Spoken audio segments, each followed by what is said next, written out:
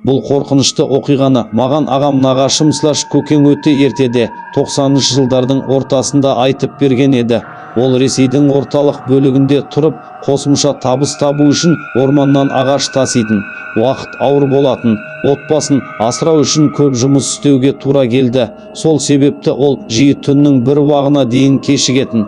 Бір күні сондай кештердің бірінде ол ауылына қарай орман ішіндегі жолмен түнде қайтып келе жатқан. Сол күні қатты шаршағаны сонша көздері ілініп бара жатқан еді. Кенет қараңғы жолда бірдеңе жылт етіп көрінді. Бірден ажырату мүмкін болмады. Ол әлгі белгісіз көлеңкеге соғыла жаздады. Тежегішті бар күшіне басып, қозғалтқышты өшіріп ала жаздап тоқтап қалды. Қапқара түнде жолдың ортасында кірқожалақ мыжылған киім киген бір қыз тұр екен. Орман ішінде ең жақын елді мекеннен 10 шақырымдай қашықта. Мұндай түнде оның бұл жерде не істеп тұрғаны түсініксіз еді. Алдымен ағамның бойын үрей биледі, бірақ артынан одан да қаттырақ ол қыздың тағдыры үшін уайымдады. Бұл жақтарда түнде аюлар мен аш қасқырлар жүреді ғой.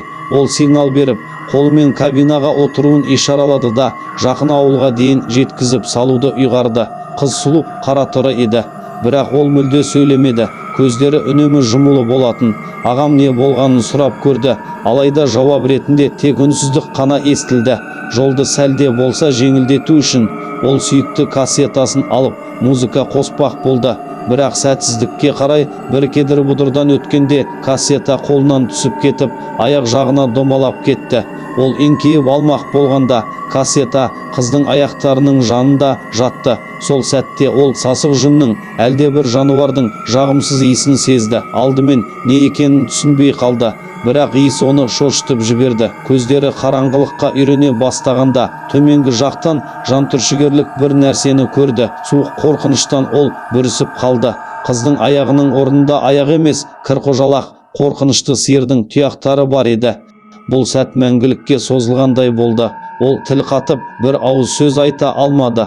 Ал жанында отырған сол тосын жолаушы бірдеңе сезіне бастағандай болды. Содан ағам бар күшін жинап, қыздан алдыңғы оң жақ дөңгелекке қарауын сұрады. Қыз есікті ашқан сәтте ол оны сыртқа итеріп жіберіп, кабина есігін ішінен жауып алды. Қорқынышты айқай естілді. Сол мақұлық бүйір есікті ұрып, ломыла бастады. Ал ағам газды барынша басып, көлік мүмкін болғанынша қатты жүрді. Артқы айнадан ол сол сұмдық жаратылыстың артынан жүгіріп келе жатқанын көрді. Түн тыныштығын жан түршігерлік айқайымен бұзып, ұзын арба сырғындай арық қолдарын сермеп келе жатты. Ол орманның шетіне дейін қуды.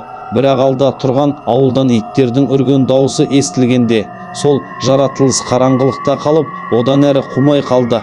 Келесі күні ағам отбасымен бірге ол жақтан көшіп кетіп, бұл өңірге енді ешқашан оралмады. Бұл оқиғаны ол көп адамға айтты, бірақ маған ғана сенгендей болды. Ол кім еді? Немесе бұл орманды мекендеген жаратылыс қандай болды? Ешкім білмейді. Ал білгендер із-түзсіз жоғалып кетеді дейді. Көргеніңіз үшін рахмет. Егер видео ұнаса және осындай қорқынышты суреттелген оқиғаларды тағы көргіңіз келсе, лайк басып каналға жазылыңыз. Ал пікірлерге басыңыздан өткен қорқынышты оқиғалар болса, жазыңыз.